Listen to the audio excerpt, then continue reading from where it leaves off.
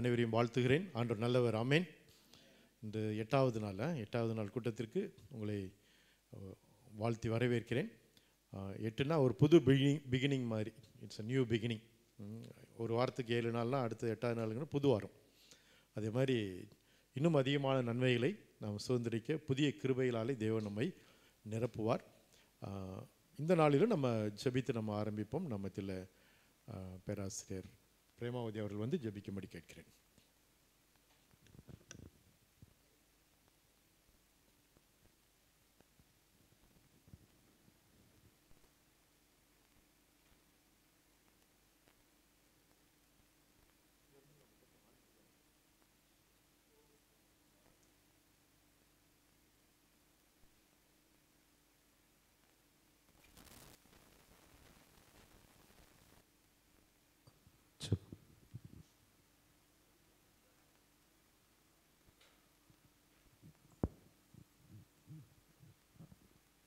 நாம் யாவரும் ஜெபிப்போம்.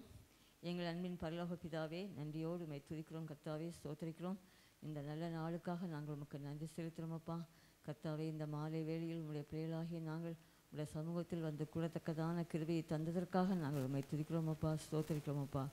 அப்பா, நீங்கள் எங்களுக்கு அடைக்கலமும் கர்த்தாவே. ஆண்டவரே, நாங்கள் நம்பத்தக்க கண்மலையுமாக இருக்கிறதற்காக நாங்கள் நன்றி செலுத்துகிறோம் அப்பா. கர்த்தாவே, உம்மிடத்தில் திரளான மீட்பு உண்டு என்பதை நாங்கள் அறிந்திருக்கிறோம் தகப்பனே. நன்றி ஐயா, நன்றியோடு உம்மை துதிக்கிறோம், ஸ்தோத்திரிக்கிறோம் கர்த்தாவே. அப்பா கர்த்தாவே, நீர் சிலுவையில் சம்பாதித்து வைத்த ஆசீர்வாதங்களை நாங்கள் சுதந்திரத்துக்குள்ள ஏதுவாக கர்த்தாவே, ஒவ்வொரு நாளும் உடைய தாசன் மூலமாக நீர் புதிய விளக்கங்களை கொடுத்து கொண்டு வருவதற்காக நாங்கள் நன்றி செலுத்துகிறோம் அப்பா. கர்த்தாவே, நன்றியோடு உம்மை துதிக்கிறோம், ஸ்தோத்திரிக்கிறோம் கர்த்தாவே. அப்பா, உம்முடைய இரத்தத்தினாலே பாவ மன்னிப்பு மாத்திரமல்ல கர்த்தாவே, அதே சமயத்தில் கர்த்தாவே, தேவனுக்கு சத்துருக்களாக இருந்த எங்களை கர்த்தாவே அவரோடு கூட ஒப்புரவாக்கும் ஊழியத்தையும் நீர் செய்தீங்கப்பா.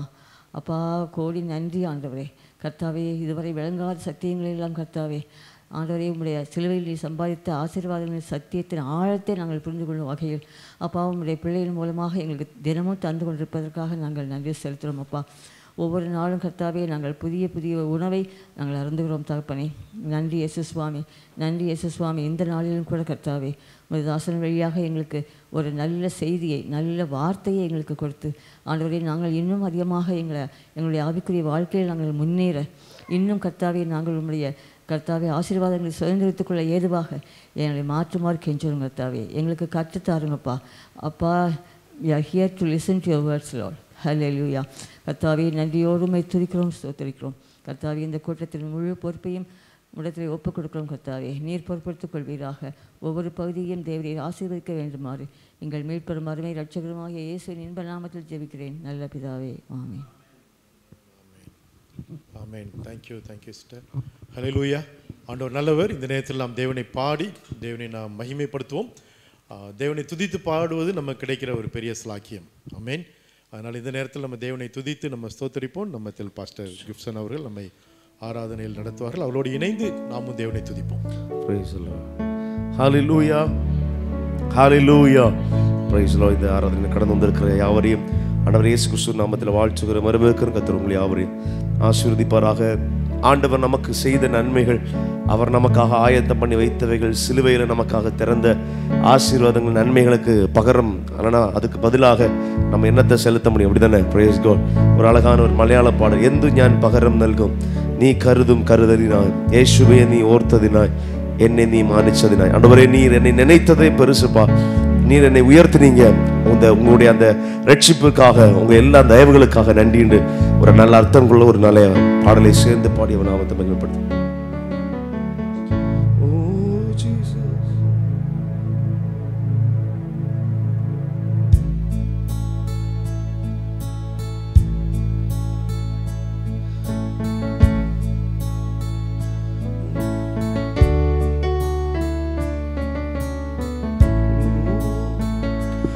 എന്തു ഞാൻ പകരം നൽകും നീ കരുതും കരുതലിനാ. എന്തു ഞാൻ പകരം നൽകും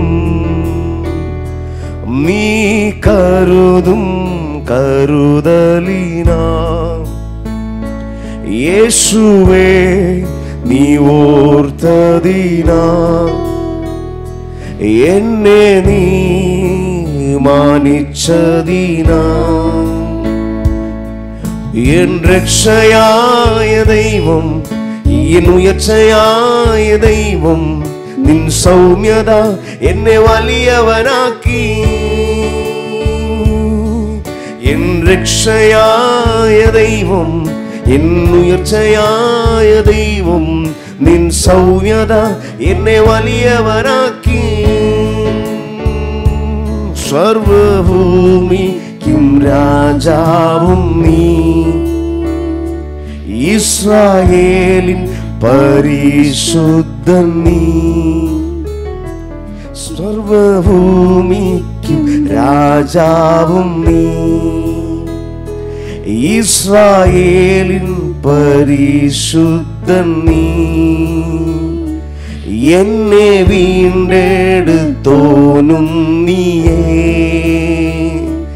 നിന്റെ പ്രവർത്തികൾ അതിശയമേ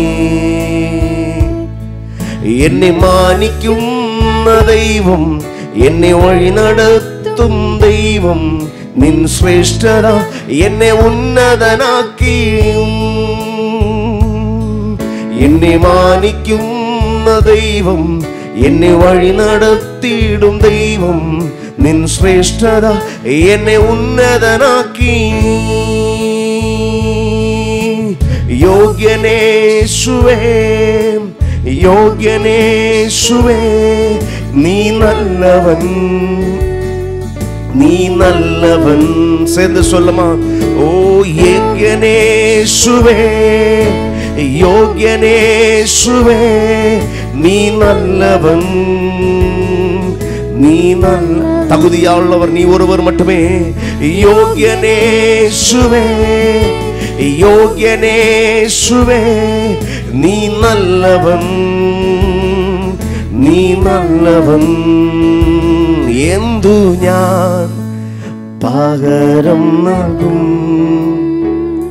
നീ കരുതും കരുതലിനാ ஆண்டவரே நீ நடத்துகிற நினைத்து എന്തു ഞാൻ പകരം നൽകും எது நாங்க பகரம் தருவதற்கு எதுவுமே இல்லடி கருதும் கருதலினா இயேசுவே நீ ஓர்த்ததினா என்னே நீ മാനിച്ചതിനാ என் ரட்சையாய தெய்வம் என் உயர்ச்சையாய தெய்வம் நின் ശ്രേഷ്ഠത என்னை വലിയവനാക്കി என் ரட்சையாய தெய்வம் என் உயர்ச்சையாய தெய்வம் நின் சௌமியத என்னை വലിയവനാക്കി യോഗ്യനേശുവേ യോഗ്യനേശുവേ നീ നല്ലവൻ നീ നല്ലവൻ ഓഹോ യോഗ്യനേശുവേ യോഗ്യനേശുവേ നീ നല്ലവൻ നീ നല്ലവൻ ഓ യോഗ്യനേശുവേ യോഗ്യനേശുവേ നീ നല്ലവൻ നീ നല്ലവൻ ஹalleluya ஹalleluya என் துதிக்கு என்னுடைய ஸ்தோத்திரத்திற்கு நான் உயர்த்துவதற்கு நான் இல்லைன்னா நான் சந்தோஷப்படுவதற்கு தகுதியான ஒரு நீர் ஒருவர் மட்டும்தான் ஹalleluya பிரைஸ் நம்முடைய சகல உயர்வுக்கும் நம்முடைய சகல சந்தோஷத்திற்கும் பாத்திரர் அவர் ஒருவர் மட்டும்தான் டாடி ஹalleluya ஜீசஸ்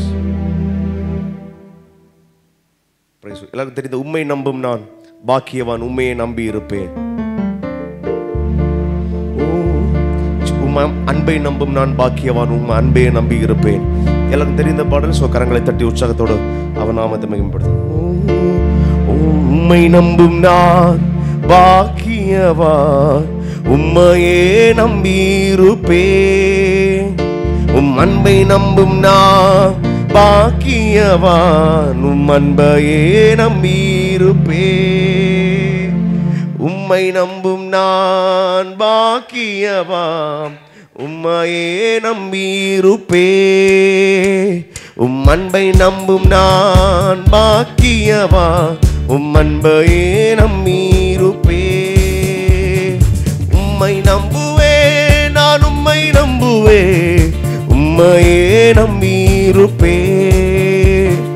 உம்மை நம்புவே நான் உம்மை நம்புவே உம்மையே நம்பியிருப்பே. நீதானே என் துணையானி என் கேடகமுமானி. நீதானே என் துணையானி என் கேடகமுமானி. என்னை நினைப்பவரே ஆசீர்வதிப்பவரே. என்னை நினைப்பவரே ஆசீர்வதிப்பவரே. உம்மை நம்புவே நான் உம்மை நம்புவேன் முடிவு பரியந்தம் உம்மை நம்புவேன். டாடி உம்மை நம்புவேன் நான் உம்மை நம்புவேன் முடிவு பரியந்தம் உம்மை நம்புவேன். உம்மை நம்பும் நான் பாக்கியவான் உம்மையே நம்பியிருப்பேன். நான் பாக்கியவான் உம் அன்பையே நம்பியிருப்பேன். உம்மை நம்பும் நான் பாக்கியவான் உம்மையே நம்பியிருப்பேன். அன்பை நம்பும் பாக்கியவான் உம் அன்பையே நம்பியிருப்பேன். உம்மை நம்பும் மனிதர்கள் யாவரையும் உம் கிருபை சூழ்ந்து கொள்ளும். உம்மை நம்பும் மனிதர்கள் யாவருக்கும் உம் நன்மை மிகுந்திருக்கும். உம்மை நம்பும் மனிதர்கள் யாவரையும் உம் கிருபை சூழ்ந்து கொள்ளும். உம்மை நம்பும் மனிதர்கள் யாவருக்கும் உம் நன்மை மிகுந்திருக்கும். குற்றப்பட்டு போவதில்லை நான் வெட்கப்பட்டு போவதில்லை. குற்றப்பட்டு போவதில்லை நான் வெட்கப்பட்டு போவதில்லை. உம்மை நம்புவே நான் உம்மை நம்புவேன் முடிவு பரியந்தம் உம்மை நம்புவேன். உம்மை நம்புவே நான் உம்மை நம்புவேன் முடிவு பரியந்தம் உம்மை நம்புவேன். உம்மை நம்பும் நான் பாக்கியவான் உம்மையே நம்பியிருப்பேன். அன்பை நம்பும் நான் பாக்கியவான் உம் அன்பையே நம்பியிருப்பேன். உம்மை நம்பும் நான் பாக்கியவான் உம் அன்பையே நம்பியிருப்பேன். உம் அன்பை நம்பும் நான் பாக்கியவான் உம் அன்பையே நம்பியிருப்பேன். சீயோன் பர்வதம் இருப்பதை போல் அசையாமல் நிலைத்திருப்பேன். ஆகாமியத்தின் கொடுங்கோல் என்னே ஒருபோதும் நிலைப்பதில்லை. உம்மை நம்புவே நான் உம்மை நம்புவே முடிவு பரியந்தம் உம்மை நம்புவே.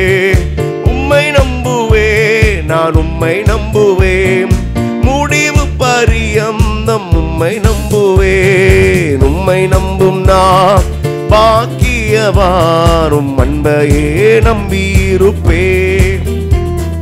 அன்பை நம்பும் நாம் பாக்கியவான் உம் அன்பையே நம்பியிருப்பேன்.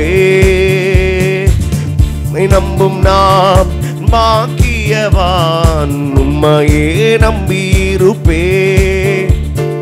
அன்பை நம்பும் நான் பாக்கியவான் உம் அன்பையே நம்பியிருப்பேன். உம்மை நம்புவே நான் உம்மை நம்புவே உம்மையே நம்பியிருப்பேன். உம்மை நம்புவேன், நான் உம்மை நம்புவேன், உம் அன்பையே நம்பியிருப்பேன்.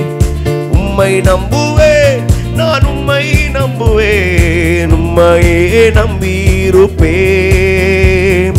உம்மை நம்புவேன், நான் உம்மை நம்புவேன், உம் அன்பையே நம்பியிருப்பேன். உம்மை நம்பும் நாம் பாக்கியவான், உம்மையே நம்பியிருப்பேன். உம் அன்பை நம்பும் நாம் பாக்கியவான், உம் அன்பையே நம்பியிருப்பேன். உம்மை நம்பும் நாம் பாக்கியவான், உம்மையே நம்பியிருப்பேன். உம் அன்பை நம்பும் நாம் பாக்கியவான், உம் அன்பையே நம்பியிருப்பேன். ஜீசஸ், எல்லாரும் இருக்கிற இடத்துல எழுப்பி நிற்போமா? ஜீசஸ், அவரை நம்புகிற யாவரையும் கிருபை சூழ்ந்து கொள்ளும். அவரை நம்புகிறவர்களுக்கு அவர் கேடகமாயிருப்பார். அவர் நம்மை எப்பொழுதும் நினைத்து நம்மை ஆசீர்வதிப்பதில் அவர் ஒருபோதும் தோற்று போகிறதில்லை. அந்த நல்ல கர்த்தர் எல்லா தெய்வ பிள்ளைகளும் வாய்களை திறந்து ஸ்தோத்திர பலிகளோட தேங்க்யூ டாடி, நன்றியப்பான்னு சொல்லாமா? ஓ ஜீசஸ், உம்மை நம்புவேன், நான் உம்மை நம்புவேன், உம்மையே நம்பியிருப்பேன். உம்மை நம்புவேன், நான் உம்மை நம்புவேன், உம் அன்பையே நம்பியிருப்பேன். நீதானே என் துணையானி, என் கேடகமும் மானி. சேர்ந்து சொல்லலாம், நீரே என் துணையானீர் டாடி, நீர் எங்கள் கேடகமானீர் ஆண்டவரே, எங்களை நினைப்பவரே, எங்களை ஆசீர்வதிப்பவரே, உம்மை நம்புவோம் ஆண்டவரே. ஓ நீர்தானே என் துணையானி, என் கேடகமும் மானி. என்னை நினைப்பவரே, என்னை ஆசீர்வதிப்பவரே, என்னை நினைப்பவரே, என்னை ஆசீர்வதிப்பவரே. உம்மை நம்புவேன், நான் உம்மை நம்புவேன், முடிவு பரியந்தம் உம்மை. அவர் நம்புகிறதற்கு பாத்திரவான், அவர் நம்பிக்கைக்குரியவர், அவர் வார்த்தை தவறுகிற கர்த்தர் அல்ல. அந்த நல்ல கர்த்தரை பார்த்து சொல்லும், ஆண்டவரே உம்மை நம்புவோம் ஆண்டவரே, உம்மை நம்புகிற நான் பாக்கியவான் ஆண்டவரே. உலக மனிதர்கள் மேல என் நம்பிக்கை இல்லை, பணபலத்தின் மேல, ஆள் பலத்தின் மேல ஓ எனக்கு நம்பிக்கை இல்லை டாடி, எனக்கு உங்க மேலதான் டாடி நம்பிக்கை. உம்மை நம்புகிறதுனால நான் பாக்கியவானாய் பாக்கியவதியாக இருக்கிறேன். உம்மை நம்புவேன் டாடி. ஓ நீர்தானே என் துணையானி, என் கேடகமும் மானி. நீர்தானே என் துணையானி, என் கேடகமும் மானி. என் நினைப்பவரே, என்னை ஆசீர்வதிப்பவரே, என்னை நினைப்பவரே, என்னை ஆசீர்வதிப்பவரே. உம்மை நம்புவேன், நான் உம்மை நம்புவேன், முடிவு பரியந்தம் உம்மை நம்புவேன். உம்மை நம்புவேன், நான் உம்மை நம்புவேன், முடிவு பரியந்தம் உம்மை நம்புவேன். உம்மை நம்பும் நான் பாக்கியவான், உம்மையே நம்பியிருப்பேன். உம் அன்பை நம்பும் நான் பாக்கியவான், உம் அன்பையே நம்பியிருப்பேன். உம்மை நம்பும் நாம் பாக்கியவான், உம்மையே நம்பியிருப்பேன். அன்பை நம்பும் நான் பாக்கியவான், உம் அன்பையே நம்பியிருப்பேன். உம்மை நம்பும் நான் பாக்கியவான், உம்மையே நம்பியிருப்பேன். அன்பை நம்பும் நான் பாக்கிய நித்தியவானும் அன்பையே நம்பியிருப்பேன். ஹல்லேலூயா. ஆண்டவரை பார்த்து சொல்லுவோம், ஆண்டவரே உம்மை நம்புகிறோம், ஆண்டவரே உம்மை நம்புகிறோம், ஆண்டவரே. ஹல்லேலூயா. உம்மை நம்புகிறோம், ஆண்டவரே.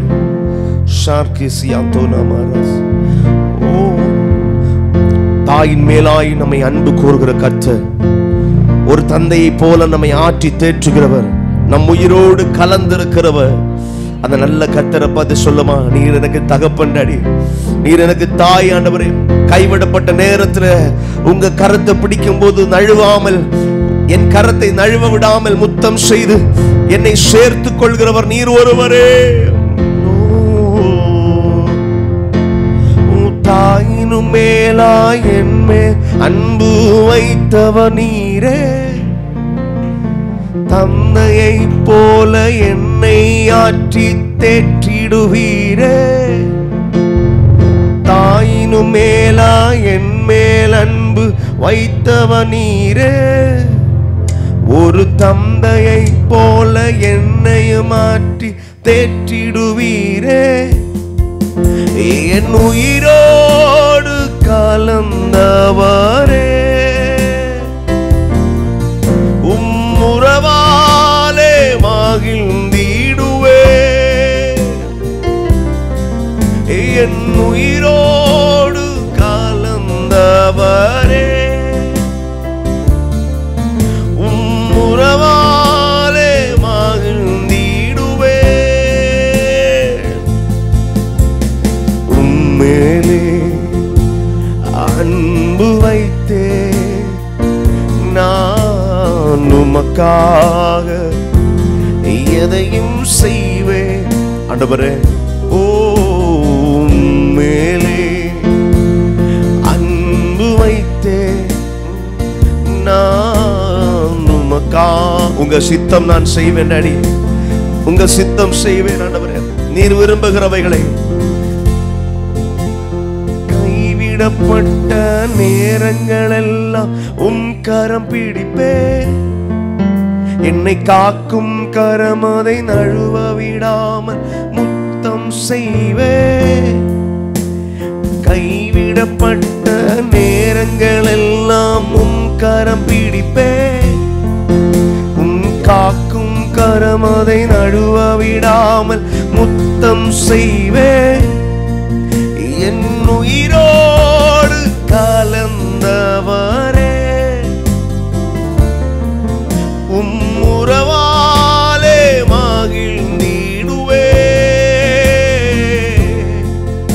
என் உயிரோடு கலந்தவரே,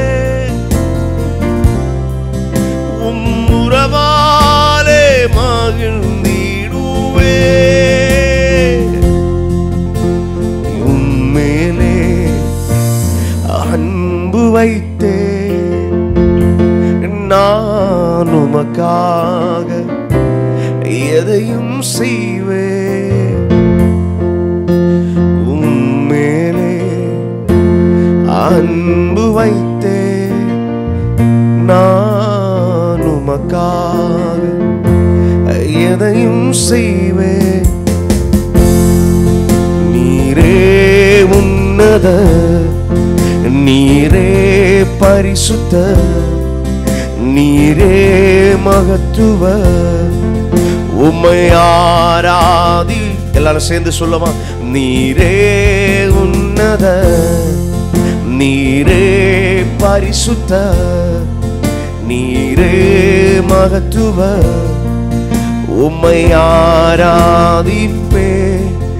உம்மை அறிந்தவர் இல்லையே, உம்மை புரிந்தவர் இல்லையே, உம்மை கண்டவர் இல்லையே, உமக்கு உருவொன்றும் இல்லையே. உம்மை அறிந்தவர் இல்லையே, உம்மை புரிந்தவர் இல்லையே, உம்மை கண்டவர் இல்லையே, உமக்கு உருவொன்றும் இல்லையே.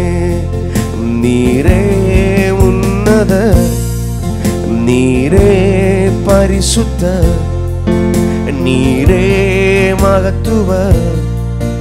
உம்மை ஆராதி. கடைசியாய் சேர்ந்து சொல், நீரே உன்னத, நீரே பரிசுத்த, நீரே மகத்துவ, உம்மை ஆராதிப்பே.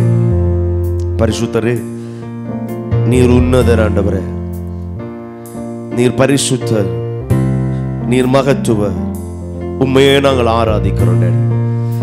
அந்த சிலுவையின் ஆசீர்வாதங்களை, அந்த சுயாதீனத்தின் அனுபவத்தை, அந்த சுதந்திரவாளியின் அந்த அனுபவத்தை நாங்கள் பெற்றுக்கொள்ள, அதில் நாங்கள் நிலைத்திருக்க கர்த்தர்களுக்கு அனுகிரகம் பாராட்டுவீராக. தொடர்ந்து அந்த சிலுவையின் ஆசீர்வாதங்களை நாங்கள் கற்றுக்கொள்ள, அதை நாங்கள் வாழ்க்கையில அனுபவிக்க, அதில் நாங்கள் நிலைத்திருக்க கர்த்தர் உதவி செய்வீராக. ஒவ்வொரு பகுதியும் கர்த்தர் பொறுப்படுத்தி நடத்துவீராக. துதிகன மகிமை செலுத்துகிறோம். மீட்பரும் ரட்சகருமா இருக்கிற இயேசு கிறிஸ்துவின் நாமத்தில் ஜெபிக்கிறோம் நல்ல பிதாவே, ஆமென். ஹalleluya, ஹalleluya, ஹalleluya. God bless you. Thank you.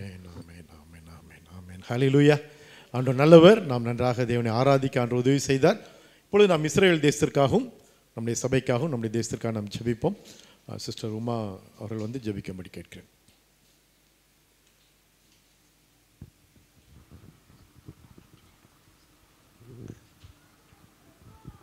ஜெபிப்போம்.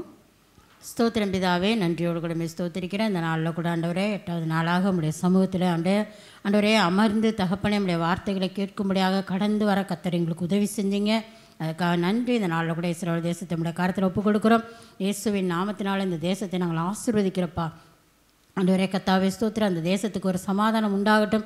அங்கே இருக்கிற நிலைமைகள்லாம் ஆண்டவரே கர்த்தாவே ஸ்தோத்திரப்பா பூரணமாய் மாறட்டும் என்று நாங்கள் இயேசுவின் நாமத்தினால் நாங்கள் அந்த தேசத்தை மீண்டுமாக ஆசீர்வதிக்கிறோம். ஆண்டவரே பிரிந்திருக்கிற யூதர்கள் அந்த தேசத்தை நோக்கி வரட்டும். ஆண்டவரே அவர்களுக்கு உண்டான வாக்குத்தத்தங்களை அவர்கள் சுதந்திரித்துக் கொள்ளும்படியாக தகப்பனே அவருடைய மனக்கண்களை நீ திறந்து கொடுக்கும்படியாக நாங்கள் செபிக்கிறப்பா. இன்னும் ஆண்டவரே கர்த்தாவே ஸ்தோத்திரம். அங்கே இருக்கிற பிணை கைதிகளை ஆண்டவரே கர்த்தாவை விடுதலை செய்ய கர்த்தர் தாமே அப்பா அவர்களுக்கு அப்பா தகப்பனே ஒரு தயை பாராட்டும்படியாக நாங்கள் செபிக்கிறோம். தேசத்தை முழுவதுமாக இயேசுவின் ரத்தத்தை தெளித்து ஆண்டவரே ஒரு பாதுகாப்பு உண்டாகட்டும் என்று நாங்கள் சொல்லுகிறப்பா. எல்லாவற்றையும் உடைய கரத்தில் நாங்கள் ஒப்புக் கொடுக்குறோம். நன்றி தகப்பனே. இந்த நாளில் கூட இந்திய தேசத்தை உடைய கரத்தில் ஒப்புக் கொடுக்குறோம். இயேசுவின் நாமத்தினால் நாங்கள் ஆசீர்வதிக்கிறோம். எல்லா தலைவர்களையும் ஆண்டவரே கர்த்தாவே ஸ்தோத்திரம். அவர்கள் பொறுப்பை உணர்ந்து தகப்பனே அப்பா எல்லாவற்றையும் ஆண்டவரை நேர்த்தியாக ஜனங்களுக்கு சந்தோஷம் மகிழ்ச்சி சமாதானத்தை உண்டு பண்ணுகிற நல்ல ஆட்சிகளை ஆண்டவரே அப்பா தரும்படியாக அவர்களுக்கு நல்ல ஞானத்தை தரும்படியாக நாங்கள் செபிக்கிறப்பா. இயற்கை சூழ்நிலைகள் ஆண்டவரே அப்பா தகப்பனே யாரும் அழிக்காதபடி கர்த்தர் தாமே ஆண்டவரே ஜனங்களுக்கு அது சாதகமாக்கி தரும்படியாக நாங்கள் செபிக்கிறப்பா.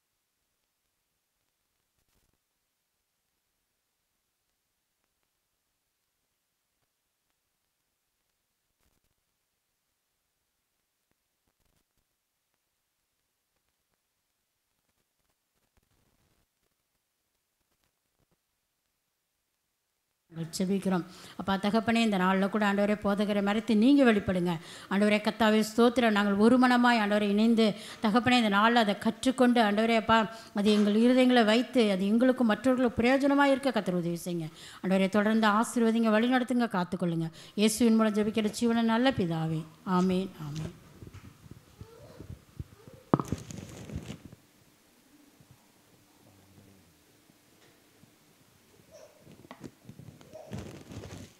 ஹல்லேலூயா.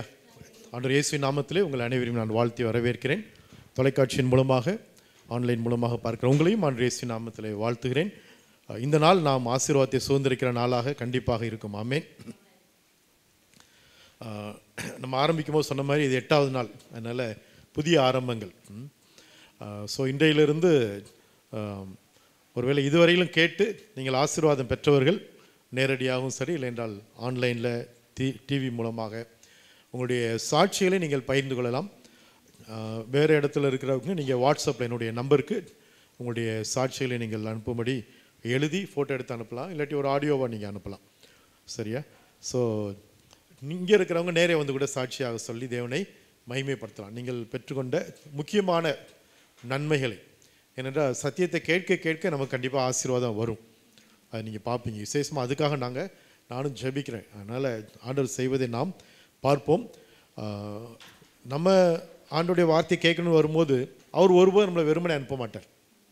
நம்ம அவருடைய வார்த்தை கேட்கணும்னு வரோம், அவர் நம்மை நிறைவாய் அனுப்புகிறார். அதனால் அந்த நிறைவை நம்ம இனங்கண்டு அவரை துதிக்கும் போது, ஸ்தோத்தரிக்கும் போது இன்னும் அதிகமான நன்மைகளை நாம் சுதந்திரிக்க முடியும், ஆண்டவரை மகிமைப்படுத்த முடியும், அநேகருக்கு நாம் ஆசீர்வாதமாக இருக்க முடியும். ஸோ அதனால் சாட்சி சொல்வதற்கும் நேரம் கிடைக்கும். அப்படிப்பட்டால் முன்பதாகவே நீங்கள் சொல்லிட்டீங்கன்னா நல்லாயிருக்கும். ஓகே, தொடர்ந்து நாம் தேவனுடைய வார்த்தையை நம்ம தியானிக்கலாம். கடந்த 7 நாட்கள் நம்ம என்ன பார்த்தோம் அப்படின்னா, எப்படி சிலுவையிலிருந்து நமக்கு வரக்கூடிய ஆசீர்வாதங்கள் மிக முக்கியமானது. நாம் சுயாதீனர்களாக மாற்றப்பட்டோம். அடிமைகளாக இருந்தோம். பாவத்துக்கு, வியாதிக்கு, பிரச்சனைக்கு, போராட்டத்துக்கு, பல காரியங்களுக்கு, பிசாசுக்கு, பிரமாணத்துக்கு, சபைக்கு, பாஸ்டருக்கு, எத்தனையோ காரியங்களுக்கு அடிமையாக இருந்தோம். எல்லாவற்றிலிருந்து ஆண்டவர் நம்மை விடுதலையாக்கி விட்டார். நம்மை சுயாதீனர்களாக மாற்றிவிட்டார். நாம் யாருக்கும் அடிமைகள் கிடையாது, யாருக்கும் குறைவானவர்கள் கிடையாது. அதை எப்படி தேவன் செய்தார் என்பதை குறித்து நாம் பார்த்தோம். தொடர்ந்து நாம் சுதந்திரவாளிகள், சுயாதீனர்கள் மட்டுமில்லை, சுயாதீனர்களாக இருந்து ஒன்றுமே இல்லாத நிறைய பேர் இருக்கிறாங்க. நாங்கள் யாருக்கும் அடிமை கிடையாது, உங்களுக்கு என்ன இருக்குது, எங்களுக்கும் ஒன்றும் கிடையாது, அப்படி இருக்கிறவங்க நிறைய பேர் இருக்கிறாங்க. ஆனால் ஆண்டவரை சுயாதீனர்களாக மாத்திரமல்ல, சுதந்திரிக்கிறவர்களாகவும் வைத்திருக்கிறார். அதனால தான் பாருங்கள், தேவன் நமக்காக நிறைய காரியங்களையும் சுதந்திரிக்க வைத்திருக்கிறார். ஸோ நாம் எப்படி சுதந்திரிக்க முடியும், சுதந்திரம்னா என்ன, நாம் ஏன் சுதந்திரர்களாக இருக்கிறோம், அதை குறித்து நம்ம பார்த்தோம். நம்ம சுதந்திரராக இருந்தோம்னா சுதந்திரம் வந்து எதனால் வர்றதில்லை, நியாயப்பிரமாணத்தினால் வர்றதில்லை, அடிமைத்தனத்தினால் வர்றதில்லை அப்படிங்கிறத பார்த்தோம். எதனால் வருதுன்னு பார்த்தோம், விசுவாசத்தினாலும் கிருபையினாலும் வருதுன்னு பார்த்தோம். ஆனால் அந்த சுதந்திரத்தை பெறணும்னா நமக்கு அது உறவு வேணும். இது ஃப்ரீ, ஆனால் அந்த ரிலேஷன்ஷிப்பில் தான் அது நமக்கு கிடைக்குமே ஒழிய, அது நம்ம வேலை செய்து நம்ம யார்கிட்டருந்து வாங்க கிடையாது. வேலை செய்து கிடைக்கிறது வந்து கூலி, சம்பளம். ஒரு கம்பெனியில் போய் வேலை செய்கிறாரு, அவருக்கு வந்து சம்பளம் கிடைக்கும். ஆனால் யார் அந்த கம்பெனியை சுதந்திரிப்பா அப்படின்னா, அந்த கம்பெனியுடைய முதலாளியுடைய பையன் சுதந்திரிப்பார். இவர் வேலையே செய்யட்டாலும் சுதந்திரிப்பார். ஏன் அப்படின்னா அந்த ரிலேஷன்ஷிப். அதே மாதிரி தேவன் நம்மை சுதந்திரிப்பதற்கென்று அநேக காரியங்களை வைத்திருக்கிறார். அதை குறித்து நம்ம கொஞ்சம் பார்க்க ஆரம்பித்திருக்கிறோம். அதை சுதந்திரிக்கணும் அப்படின்னா நம்ம கிருபையினால தான் சுதந்திரிக்கிறோம், ரிலேஷன்ஷிப்னால சுதந்திரிக்கிறோம், விசுவாசத்தினால. இதையெல்லாம் நம்ம பார்த்தோம். அதே மாதிரி வீடும் ஆஸ்தியும் பிதாக்கள் வைக்கும் சுதந்திரம், அதனால் அந்த புத்தியுள்ள மனைவியை கர்த்தர் அருளும், இதெல்லாம் நம்ம பார்த்தோம். அதே மாதிரி கற்பத்தின் கனி கர்த்தரால் வரும் சுதந்திரம், இது ஆண்டு கொடுக்குற சுதந்திரம் என்னென்ன இருக்குது அப்படிங்கிறத நம்ம பார்த்து கொண்டு இருக்கிறோம். அதே மாதிரி என்னை சிநேகிக்கிறவர்கள் மெய்ப்பொருளை சுதந்திரிக்க வேண்டும் என்று தேவன் விரும்புகிறார். அதை குறித்து பார்த்தோம். மெய்ப்பொருளை சுதந்திரிக்கும் போது தேவன் நம்மை மாயையிலிருந்து விடுதலை ஆக்குகிறார், பொய்யான நம்பிக்கைகளிலிருந்து நம்மை விடுதலை ஆக்குகிறார், தவறான அடிமைத்தனத்திலிருந்து, சோல் டைலிருந்து, இதில் ஆண்டு நம்மை விடுதலை ஆக்குகிறார். அதனால தான் அதை குறித்து நம்ம பார்த்தோம். சரி, இன்றைக்கு நம்ம தொடர்ந்து இன்றைக்கி நம்ம பார்க்கலாம். பாருங்கள், நமக்கு கையில் இருக்கிற பைபிளில் வந்து 2 பகுதி இருக்குது. என்ன பகுதியெல்லாம்? புதிய ஏற்பாடு, பழைய ஏற்பாடு. இந்த ஏற்பாடு அப்படிங்கிறத நம்ம என்ன சொல்கிறோம்? Testament, new testament, old testament. இந்த டெஸ்டமெண்ட்னா என்ன அர்த்தம் தெரியுமா? சரி, அதை இந்த டெஸ்டமெண்ட் அப்படிங்கிறது எங்கேருந்து வந்தது? டெஸ்டமெண்ட்டுங்கிறது இந்த பைபிளுக்கு இந்த பெயர் புதிய ஏற்பாடு பழைய ஏற்பாடு கொடுக்கப்பட்டிருக்கு. இதுக்கு எதின் அடிப்படையில் கொடுக்கப்பட்டது அப்படின்னா, நான் ஏற்கனவே இந்த வசனம் உங்களுக்கு நான் சொன்னேன். எபிரேயர் 9ஆம் அதிகாரம் 16-17 வசனங்களை வாசிக்கலாம்.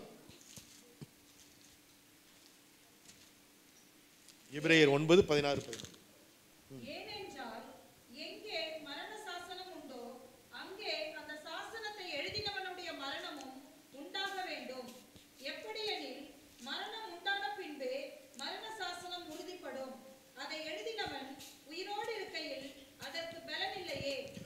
ஓகே, இந்த டெஸ்டமெண்ட் அப்படின்னா என்ன அப்படின்னு நீங்கள் பார்த்தீங்கன்னா, நீங்கள் கூகுளில் போய் போட்டு பார்த்தீங்கன்னா தெரியும். என்ன போட்டிருக்கோம்? உயிலா? சரி, வேற என்ன? யாராவது டக்குன்னு கூகுளில் போட்டு பாருங்களேன், பார்த்து என்ன தான் போட்டிருக்குன்னு சொல்லுங்களேன். இப்போ இந்த ஃபேன் ஆஃப் பண்ணிடுங்க. யார் கையிலுமே செல்ஃபோன் இல்லை, நல்ல மக்கள் இப்படி தான் இருக்கணும். சரி, செல்ஃபோன் யாரெல்லாம் வச்சுக்கிறான்னு கண்டுபிடிக்கிறதுக்காக பாஸ்டர் கேட்டார் நினச்சிடாதீங்க. அப்படிலாம் உங்களை சோதிக்கிறதெல்லாம் கிடையாது. டெஸ்டமெண்ட் அப்படின்னு நீங்கள் போட்டிங்கன்னா அதில் மரண சாசனம்னு எழுதியிருக்கும். இல்லை என்றால் அதன் அடிப்படையிலான ஒரு ஏற்பாடு. மீனிங் தமிழை கூட நீங்கள் போட்டு பார்க்கலாம். சரியா? இதுதான் நியூ டெஸ்டமெண்ட். ஓல்ட் டெஸ்டமெண்ட்னா என்னதான்?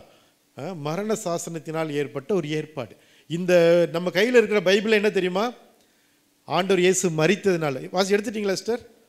எடுத்துருக்கீங்களா? டெஸ்டமெண்ட்டா? வாசி, தமிழில் போட்டிருக்குதா? மரண சாசனம், அதுதான் டெஸ்டமெண்ட். சரியா? நியூ டெஸ்டமெண்ட் அப்படின்னா புதிய மரண சாசனம். யாருடைய மரண சாசனம்? இயேசு கிறிஸ்து நமக்காக மரித்தது. அந்த இது இந்த மரண சாசனத்தின் ஏற்பாடு, அதுதான் நியூ டெஸ்டமெண்ட். டெஸ்டமெண்ட்னா அதுதான். இப்போ இயேசு மரித்ததுனாலே அதான் இங்கே போட்டிருக்குது. புது ஏற்பாடு அப்படிங்கிறது பழைய ஏற்பாடுங்கிற இதன் அடிப்படையில் தான் வந்தது. எங்கே மரண சாசனம் உண்டோ அங்கே அந்த சாசனத்தை எழுதினவனுடைய மரணமும் உண்டாக வேண்டும். எப்படி எனில் மரணம் உண்டான பின்பே மரண சாசனம் உறுதிப்படும். அதை எழுதினவன் உயிரோடு இருக்கையில் அதற்கு பலன் இல்லையே. அதாவது இயேசு கிறிஸ்து சிலுவைக்கு போகலை அப்படின்னா நம்ம கையில் வச்சுருக்க இந்த பைபிளுக்கு மீனிங்கே கிடையாது. இன்றைக்கி சிலுவையின் ஆசீர்வாதங்களே நம்ம தியானிக்கிறோம் அப்படின்னா, எனக்காக உங்களுக்காக இரத்தத்தை கொடுத்து உயிரை விட்டு இந்த சாசனத்தை ஏற்படுத்தி இருக்கிறார். அல்லேலூயா. நிறைய பேருக்கு சாசனம்னு ஒரு வார்த்தை இருக்குங்கிறது இன்றைக்கி தான் தெரியுது. ஒரு சிலருக்கு, பேராசிரியர்களுக்கெல்லாம் ஏற்கனவே தெரியும். ஒரு சிலருக்கு என்ன செய்யுது, இப்படி ஒரு வேர்டு இருக்குது நம்ம பைபிளில் இருக்குது. சரியா? இது சுதந்திரிப்பதற்கான ஒரு வார்த்தை. இந்த மரண சாசனம் எதற்கு எழுதப்பட்டிருக்குது? யாரோ ஒருத்தர் அதை வாசி என்ன செய்யணும்? யாரோ ஒருத்தருங்கிறத விட சுதந்திரவாளிகள் யார் சுதந்திரிக்கணுமோ அவங்க அதை வாசி என்ன செய்யணும்? சுதந்திரிக்கணும். அதற்கு தான் பைபிள் எதுக்கு எழுதப்பட்டிருக்குது? பைபிள் எதுக்கு இருக்குது? தலைக்கு தலையானைக்கு பக்கத்தில் வந்து படுக்கிறதுக்கு இல்லை. நைட்டு கெட்ட சொப்பனம் வரக்கூடாது, ஆண்டவரே கண்ட சொப்பனெல்லாம் வருது, அதனால் அதெல்லாம் வராமல் என்னை காப்பாற்றுங்க அப்படின்னு வைக்கிறதுக்காக பைபிள் கிடையாது. பைபிள் நம்ம அனுதினமும் வாசித்து எனக்கு என்ன இருக்குது, இது ஒரு உயில் மாதிரி. மரண சாசனம் அப்படின்னா உயில் ஏற்பாடு. என்ன அங்கே நமக்காக செய்யப்பட்டிருக்கிறது, என்ன என்ன ஏற்பாடு செய்யப்பட்டிருக்கு, நமக்காக உரியது என்ன, இதெல்லாம் இதில் எழுதப்பட்டிருக்குது. அதுக்கு பெயர் தான் புதிய ஏற்பாடு பழைய ஏற்பாடு. இதுக்கு பழைய ஏற்பாடு புதிய ஏற்பாடுன்னு வைக்கிறது பதிலாக பழைய உயில் புதிய உயில்னு வச்சுருந்தா நிறைய பேர் ஒருவேளை வாசித்திருப்பாங்களோ என்னமோ. நிறைய கிறிஸ்தவங்களுக்கு கொஞ்சம் புரிகிற மாதிரி உயில் எழுதி வச்சுருந்தா உடனே கடகடன்னு எடுத்து என் பேருக்கு என்ன இருக்குது, சொத்து உரிமை அப்படின்னே இருக்கா டெஸ்டமெண்ட். சொத்து உரிமை ஏற்பாடு. அப்போ என்னது இது? டெஸ்டமெண்ட்னாலே நமக்காக உள்ள சுதந்திரிக்க வேண்டிய காரியங்களை குறித்த ஒரு விவரங்கள் அடங்கிய ஒரு புத்தகம் இது. இந்த முழுவதும் என்னதான் இருக்கப்போ நீங்கள் சுதந்திரிக்க வேண்டியது. அல்லேலூயா. இதுக்கு பிரச்சனைக்குனே நினச்சிட்டு இருக்கக்கூடாது. சுதந்திரம்னு சொல்லும்போது அதெல்லாம் இருக்காது. அதெல்லாம் எதுக்கு வருது? ஒரு விலங்கு சர்டிஃபிகேட்டை போய் வாங்கி நமக்கு உரியதை சுதந்திரிக்கும் போது ஏதாவது வருமா இருக்கும். ஆனால் அது பெருசு கிடையாது. நம்ம சுதந்திரிக்க வேண்டியதான் என்னது ரொம்ப முக்கியம். அதனால் அதை குறித்த ஒரு நோக்கத்தோட, அதை குறித்த ஒரு பிரதானமான ஒரு குறிக்கோளோட நம்ம இதை வாசிக்கணும். அல்லேலூயா. ஆக இந்த சொத்து உரிமை ஏற்பாடு இன்னும் நம்ம பைபிளில் பழைய ஏற்பாடுங்கிறப்ப புதிய ஏற்பாடு பக்கத்தில் என்ன எழுதி வச்சுக்கணும்? சொத்து உரிமை ஏற்பாடு. நம்ம சுதந்திரிப்பதற்கு என்று ஆண்டவர் வைத்திருக்கிறார். பாருங்கள், உலகத்தில் இருக்கிறவர்கள் சுதந்திரிப்பதற்கு உலகத்தில் இருக்க சொத்துக்களை தான் எழுதி வைக்க முடியும். அதுக்கு மேலே பெருசாக எழுதி வைக்க முடியாது. இருக்கிற வீடு, நிலம், நகைகள், பேங்கில் மீதி இருக்கிறது, வேறு எது இருக்கா? இவ்வளோ தான் எழுதி வைக்க முடியும். ஆனால் ஆண்டவர் பாருங்கள், அவர் எழுதி வச்சிருக்கிறதுல நமக்கு வேண்டிய எல்லாமே இருக்குது. இந்த உலகத்துக்கும் மறுமைக்கு வேண்டிய எல்லாமே அதில் இருக்குது. அல்லேலூயா. இந்த ஸ்பெஷல் உயில், அந்த சொத்து உரிமை ஏற்பாடில் இந்த உலகத்தில் சுதந்திரிப்பதற்கும் மறுமையில் சுதந்திரிப்பதற்கு வேண்டிய அனைத்தும் எழுதப்பட்டிருக்கிறது. அல்லேலூயா. இது சாதாரணமான ஒரு சுதந்திரம் கிடையாது. உலகத்தில் இருக்கிற சுதந்திரம் கிடைச்சாலே பெருசாக இருக்கும். இதே இது மறுமைக்கும் சேர்ந்து உலகத்திலையும் கூட வெறும் பொருள்கள் சார்ந்தது மாத்திரமல்ல, உங்கள் ஆவிக்குரியது, உங்கள் சரீர சுகத்துக்குரியது, உங்கள் சந்ததிகளின் ஆசீர்வாதத்துக்குரியது, இந்த எல்லா ஆசீர்வாதங்களையும் உள்ளடக்கிய தான் சுதந்திரம். ஆமென். இப்போ இந்த டெஸ்டமெண்ட் புரிஞ்சிடுச்சுல்ல, நம்ம டெய்லி கொஞ்சம் கொஞ்சமாக முன்னேறி போகிறோம். புதிய புதிய காரியங்களை கற்றுக்கொண்டு சத்தியத்தில் நம்ம என்ன இருக்குங்கிறத நாம் பார்க்குறோம்.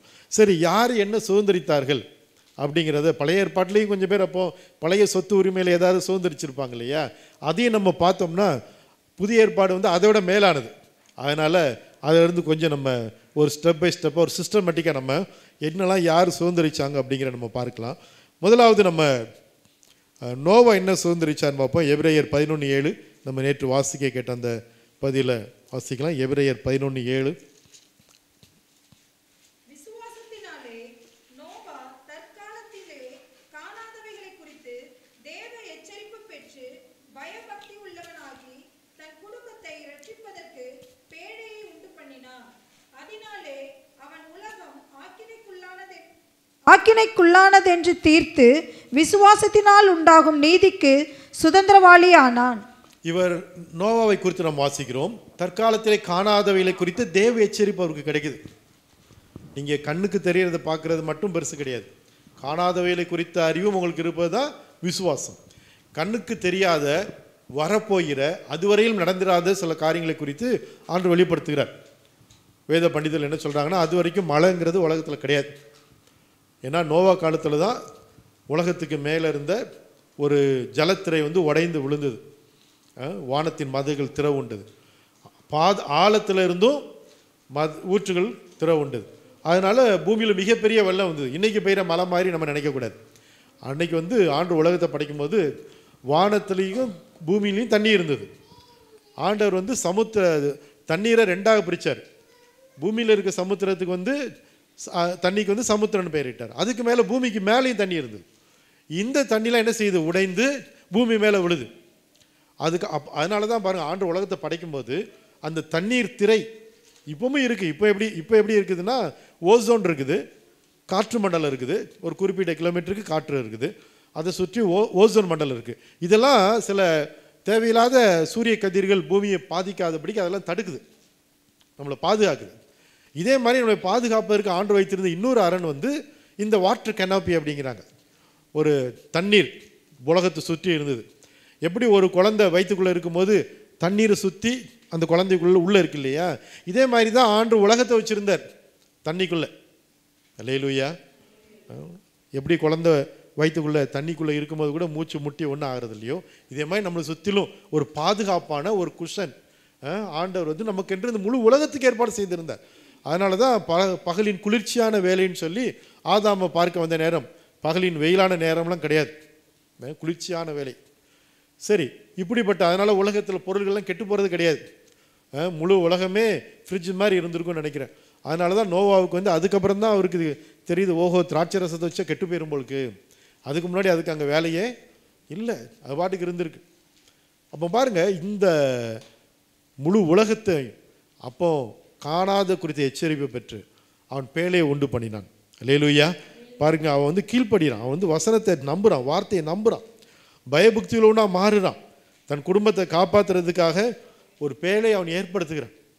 அப்போ அதை செஞ்சு நீதிக்கு சுதந்திரவாளி ஆனான். பாருங்கள், இந்த நீதிங்கிறது வந்து தேவனுக்கு முன்பாக போய் நிற்கக்கூடிய ஒரு உரிமை, the right standing before God, அதான் ரைச்சஸ்னஸ். இதை பெற்றுக்கொள்ளும்படியான ஒரு மனிதனாக மாறினான்.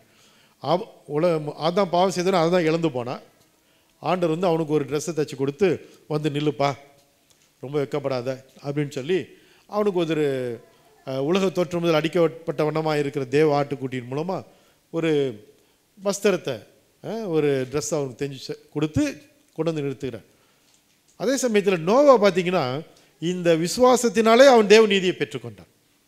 அதனால் தேவனோடு உறவாட முடியுது.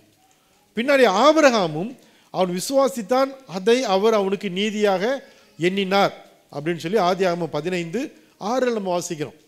அதாவது நீங்கள் காணாததை நம்பும்போது நீங்கள் நீதியை பெற்றுக்கொள்கிறீர்கள். அல்லேலூயா. காணாததை குறித்த தேவனுடைய வார்த்தைகளை நீங்கள் நம்பி ஏற்றுக்கொள்ளும் போது நீங்கள் நீதியை பெற்றுக்கொள்கிறீர்கள். நீங்கள் அடுத்த ஒரு டைமென்ஷனில் வாழ ஆரம்பிக்கிறீங்க.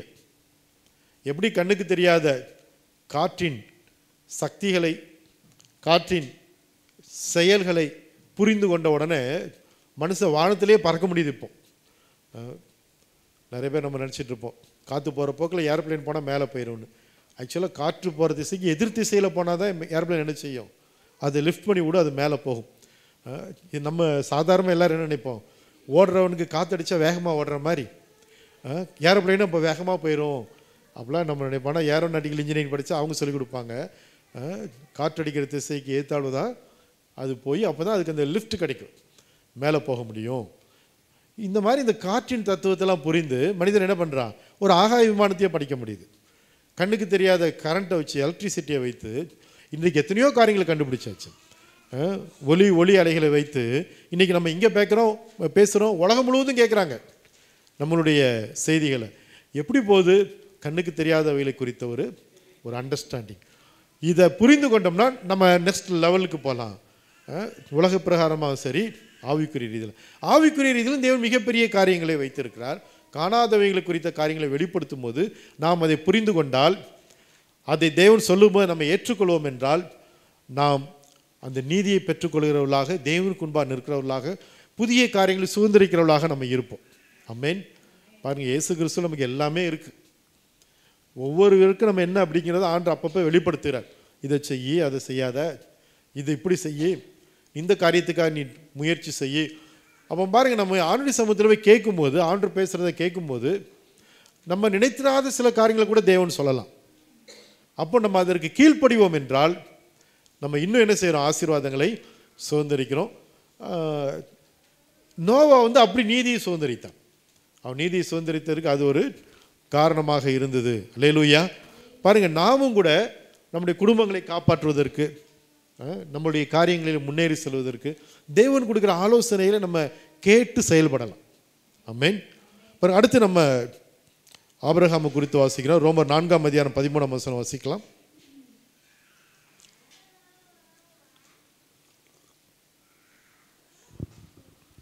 அன்றியும் உலகத்தை சுதந்தரிப்பான் என்கிற வாக்குத்தத்தம் ஆபிரகாமுக்காவது அவன் சந்ததிக்காவது நியாயப்பிரமாணத்தினால் கிடையாமல் விசுவாசத்தினால் வருகிற நீதியினால் கிடைத்தது.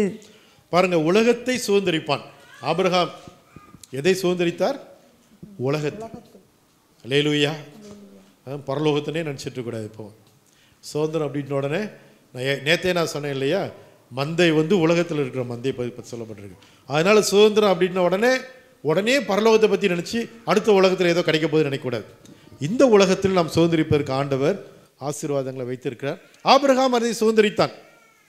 உடனே நம்ம நினைக்கலாம், ஆபிரகாம் இயேசு மரிக்கிறதுக்கு முன்னாடியே ஆபிரகாமுடைய சந்ததி சுதந்திரித்தார்கள் அப்படின்னு ஒரு விதத்தில் நம்ம நினைப்போம்.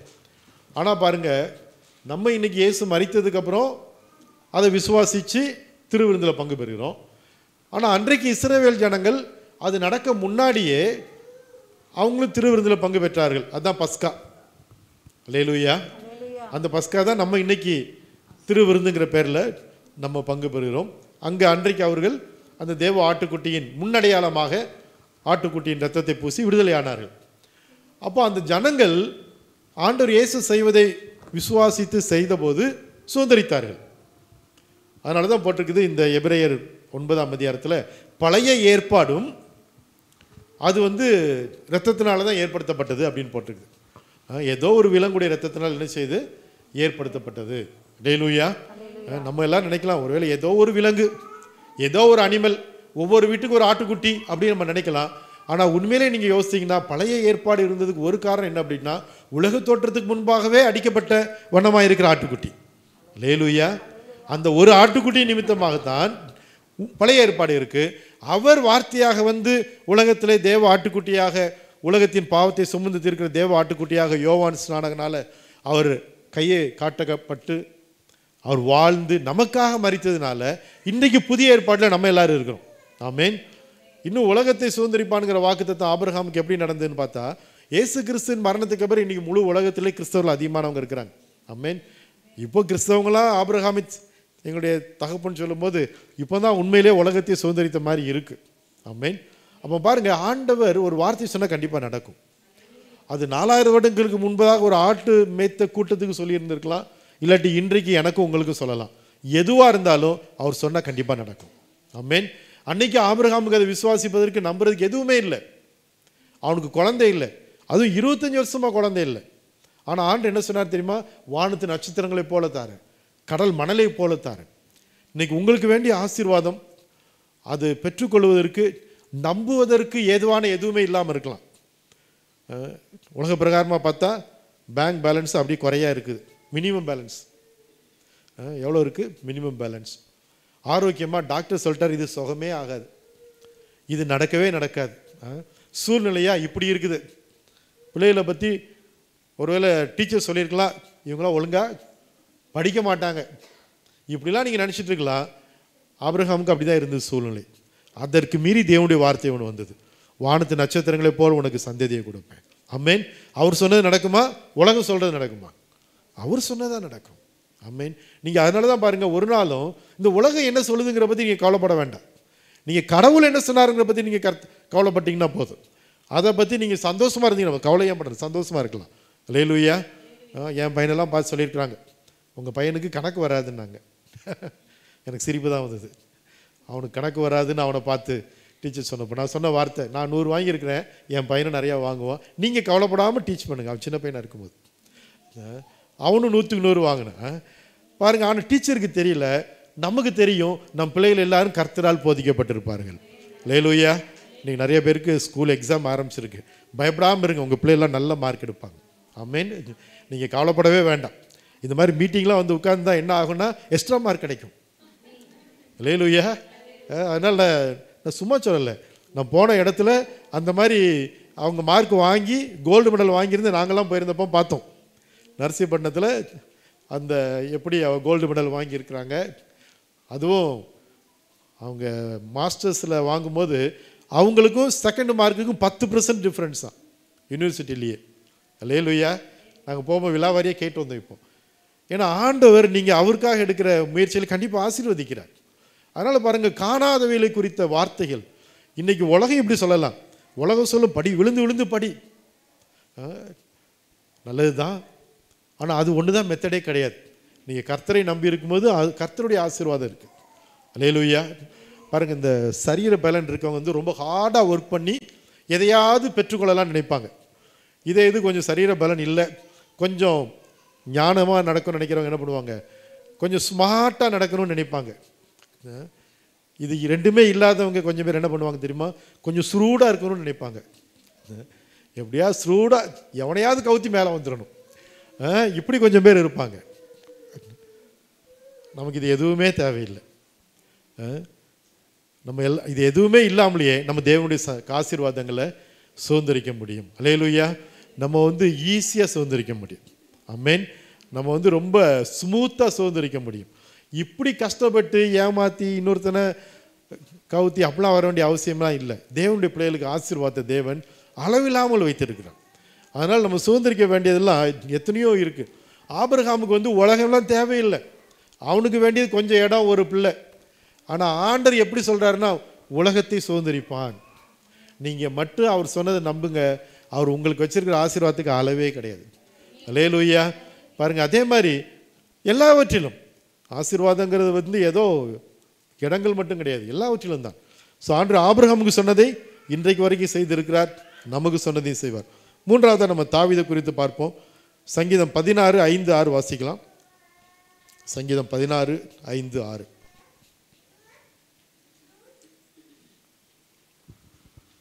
கர்த்தர் என் சுதந்திரமும் என் பாத்திரத்தின் பங்குமானவர். என் சுதந்திரத்தை தேவரீர் காப்பாற்றுகிறீர். நேர்த்தியான இடங்களில் எனக்கு பங்கு கிடைத்தது. ஆம், சிறப்பான சுதந்திரம் எனக்கு உண்டு. தாவீது வந்து வெளிப்பாடுல வந்து விசேஷமான ஆள். அவர் என்ன சொல்றாரு, கர்த்தர் என் சுதந்திரமும். ஆமென். எல்லாரும் உலகத்தில் ஏதாவது கிடைக்குமான்னு பார்த்தா இவர் கர்த்தரையே இவருக்கு சுதந்திரம் ஆக்கிட்டார். ஆமென். எவ்வளவு ஒரு ஞானமுள்ள ஆள் பாருங்க. அவன் என்ன சொல்றான், கடவுள் தான் இவனுக்கு சுதந்திரமா. ஆண்டவர் அதனால என்ன பண்றாரு, இவனுடைய சந்ததியில் பிறக்கிறாரு. ஆமென். இவனுடைய சுதந்திரமா வராரு. அதனால தான் ஆண்டவர் பின்னாடி கேள்வி கேட்கிறாரு. லூக்கா 20ஆம் அதிகாரத்தில் இயேசு என்ன கேட்கிறாருன்னா 20ஆம் அதிகாரம் 44 வசனத்தில் கேட்கிறாரு, தாவீதுக்கு இவர் குமாரன்னா அவர் எப்படி ஆண்டவர்னு சொல்றாரு? அல்லேலூயா. பாருங்க இவன் எப்படிப்பட்ட ஆள் பாருங்களேன். தாவீது எவ்வளோ விவரமாக ஜெபம் பண்ணியிருக்கான் பாருங்க. கர்த்தர் என் சுதந்திரம். ஆமென். இயேசு தான் அவனுக்கு சுதந்திரமாக இருக்கணும்னு அவன் முதலே சொல்லிட்டான். கர்த்தர் என் சுதந்திரமும் என் பாத்திரத்தின் பங்குமானவர். என் சுதந்திரத்தை தேவரீர் காப்பாற்றுகிறீர். அதை ஹீப்ரூவில் வந்து எப்போவுமே ப்ரெசன்டென்ஸ் தான். அதனால் காப்பாற்றுகிறீர். ஆல்வேஸ், எப்பொழுதுமே அவருடைய சுதந்திரம் என்ன பண்ணப்படுது? ஏன்னா கிறிஸ்து எப்பொழுதுமே இருக்கிறார். அதனால் எப்பொழுதுமே என்னுடைய சுதந்திரத்தை நீர் காப்பாற்றுகிறீர் அப்படின்னு சொல்லி பாருங்க. சிலுவையில் இருக்கும்போது கூட அவருடைய எலும்புகள் முறிக்கப்படலை. ஆமென். ஆண்டவர் வந்து நீதிமானுடைய எலும்புகளை கூட காப்பாற்றுகிறவர். அல்லேலூயா. தேவன் நம்மை பாதுகாக்கிறவர், நம்மை நடத்துகிறவர். பாருங்க, தாவீதுக்கு எவ்வளோ பெரிய ஒரு வெளிப்பாடு இருந்திருக்கு. இந்த ஆண்டவரையே தன்னுடைய சுதந்திரமாக மாற்றிட்டார். நோவா நீதிக்கு சுதந்திரவாளி, ஆபிரகாம் உலகத்தை சுதந்திரித்தான் என்றால் தாவீது யாரை சுதந்திரிச்சிட்டாரு? யார் அவருக்கு சுதந்திரமாயிட்டார்? கடவுளையே அவருக்கு சுதந்திரமாக்கிட்டார். சொல்றார், கர்த்தர் என் சுதந்திரம். ஆமென். நம்ம எவ்வளோ பெரிய தாவீதுடைய வெளிப்பாடு எப்படி இருக்கு பாருங்க. அதனால தான் அவன் அடுத்த வசனத்தில் சொல்றான், நேர்த்தியான இடங்களில் எனக்கு பங்கு கிடைத்தது, சிறப்பான சுதந்திரம் எனக்கு உண்டு. அவனுடைய சுதந்திரத்தை விட சிறப்பான சுதந்திரம் என்னது இல்லை? இயேசுவே அவனுடைய சுதந்திரமாக இருக்கும்போது வேறு என்ன பெரிய சுதந்திரம் இருந்துட முடியும்? ஆனால் தாவீது பாருங்க, அவன் என்ன ஜெபிக்கிறான்னு அதெல்லாம் ஆண்டவர் செய்கிறார். அல்லேலூயா. எவ்வளோ ஒரு ஒரு வெளிப்பாட்டோடு அவர் ஜெபம் பண்ணியிருக்கிறார். இல்லாட்டி ஒரு பாடல் எழுதியிருக்கிறார். கர்த்தரே என்னுடைய சுதந்திரம், கடவுளே சுதந்திரம். ஆண்டவரும் பாருங்க அதையும் நிறைவேற்றுகிறார். ஆமென். முழு உலகத்தை கொடுப்பா அப்படின்னு சொன்னதையே நிறைவேற்றுகிறாரு. ஆபிரகாமுக்கு கொடுப்பேன்னு சொன்னதே நிறைவேற்றுகிறாரு. அதுதான் பெருசுன்னு பார்த்தா இங்கே தாவீது அதோட மிகப்பெரிய ஒரு காரியத்தை என்ன சொல்றாரு?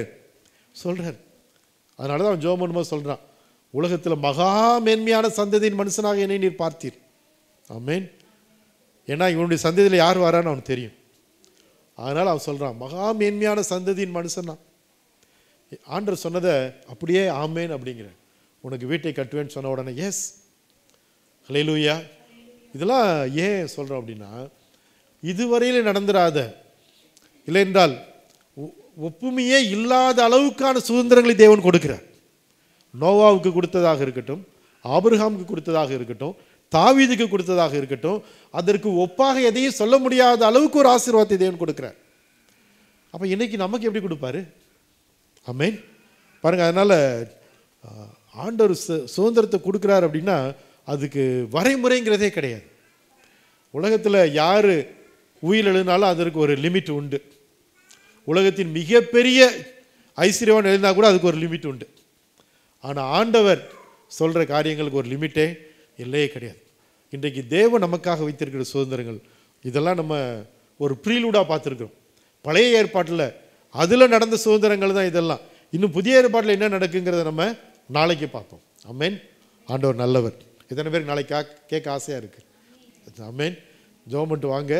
ஆண்டவர் இன்னும் பெரிய காரியங்கள் நமக்கு பேசுகிறார், நடத்துகிறார். ஆண்டவர் நல்லவர். ஆமென். ஜெபிப்போம். பிதாவே, நாங்கள் நன்றியோடு உம்மை துதிக்கிறோம். நல்ல தகப்பனே, உமக்கு ஸ்தோத்திரம். ஆண்டவரே, நீர் எங்களுக்காக வைத்திருக்கிற சுதந்திரங்களுக்காக நாங்கள் நன்றி செலுத்துகிறோம். நோவாவை, ஆபிரகாமை, தாவீதை ஆண்டவரே, அவர்கள் பார்த்திராத நம்ப முடியாத காரியங்களை சொல்லி அதை அவர்கள் விசுவாசித்து கீழ்ப்படிந்தபோது அதை அப்படியே செய்ததற்காக நன்றி செலுத்துகிறோம். ஆண்டவரே, அவர்கள் சுதந்திரித்தார்கள். இன்றைக்கு நாங்கள் கண்ணில் பார்க்காத காரியங்களுக்கு சுதந்திரிக்கத்தக்கதாக, ஆண்டவரே, வார்த்தையின் அடிப்படையில் நாங்கள் சுதந்திரிக்கத்தக்கதாக எங்களுடைய மனக்கண்களை திறந்தருளும். ஆண்டவரே, மிகப்பெரிய காரியங்களை நாங்கள் சுதந்திரிக்க தாவீதை போல கர்த்தரின் சுதந்திரம் என்று சொல்லி தேவகுமாரன் உலகத்தில் அவனுடைய சந்ததியில் வரும்படிக்கு அவன் சொன்னதை நீர் கனப்படுத்தினீரே, செய்தீரே. ஆண்டவரே, தாவீதின் குமாரனாக உலகத்திற்கு வந்தீரே. தகப்பனே, நாங்கள் நன்றி செலுத்துகிறோம். நீர் எவ்வளோ பெரிய தேவன், எங்களை எவ்வளவாய் நேசிக்கிறீர். எங்களுக்காக நீர் எழுதின இந்த மரண சாசனம், இந்த சொத்து உரிமை பத்திரத்திற்காக நாங்கள் நன்றி செலுத்துகிறோம். ஆண்டவரே, இந்த வேதாகமத்திற்காக நாங்கள் நன்றி செலுத்துகிறோம். எங்களுக்காக நீர் ஏற்படுத்தி வைத்திருக்கிற, எழுதி வைத்திருக்கிற அனைத்தையும் சுதந்திரிக்கத்தக்கதாக எங்கள் மனக்கண்களை திறந்தரலும். அப்படி செய்வதற்காக நன்றி செலுத்துகிறோம். உண்மையை நாங்கள் உயர்த்துகிறோம். உமக்கு நாங்கள் நன்றி செலுத்துகிறோம். தொடர்ந்து இந்த சத்தியங்களை அறிந்து கொள்ளவும் இவைகளை சுதந்திரிக்கவும் எங்களுக்கு கிருபை தாரும். அப்படியே செய்வதற்காக நன்றி. உமக்கு ஸ்தோத்திரம். அந்த எல்லாரையும் ஆசீர்வதியும். இந்த வார்த்தையை கேட்கிற ஒவ்வொருவரையும் நிறைவாய் ஆசீர்வதிப்பீராக. ஆண்டவரே, உடைய காரியங்களில் விசேஷித்த ஆசீர்வாதங்கள் உண்டாகட்டும். விசேஷமாக ஆண்டவரே, இன்றையிலிருந்து பரீட்சைக்காக ஆயத்தமாக இருக்கிற, எழுதி கொண்டிருக்க எல்லா பிள்ளைகளுக்காக நான் ஜெபிக்கிறேன். உடைய பிள்ளைகளை எல்லாம் நீர் ஆசீர்வதியும், மேன்மைப்படுத்தும், உயர்த்தும். நினைத்ததை விட வேண்டிக் கொள்வதை விட மிகவும் அதிகமாய் இவர்களுக்காய் செய்கிற கர்த்தர் நீர் அப்படியே செய்து நடத்துகிறான் நான் ஜெபிக்கிறேன். அப்படியே சொல்வதற்காய் நன்றி. உமக்கு ஸ்தோத்திரம். உமக்கே மகிமை செலுத்துகிறோம். ஆண்டவர் இயேசுவின் மூலமாய் ஜெபிக்கிறோம் பிதாவே, ஆமென். என் ஆத்துமாவே கர்த்தரை ஸ்தோத்திரி, என் முழு உள்ளமே அவருடைய பரிசுத்த நாமத்தை ஸ்தோத்திரி. என் ஆத்துமாவே கர்த்தரை ஸ்தோத்திரி, அவர் செய்த சகல உபகாரங்களையும் மறவாதே, ஆமென். நம்முடைய கர்த்தராகிய இயேசு கிறிஸ்துவின் கிருபையும் பிதாவாகிய தேவனுடைய அன்பும் பரிசுத்த ஆவியானவருடைய அந்யோன்ய ஐக்கியமும் அவருடைய சகல நல் ஆசீர்வாதங்களும் நம் அனைவரோடும் கூட ஆண்டவர் இயேசுவின் வருகை பரிந்தும் இருப்பதாக, ஆமென்.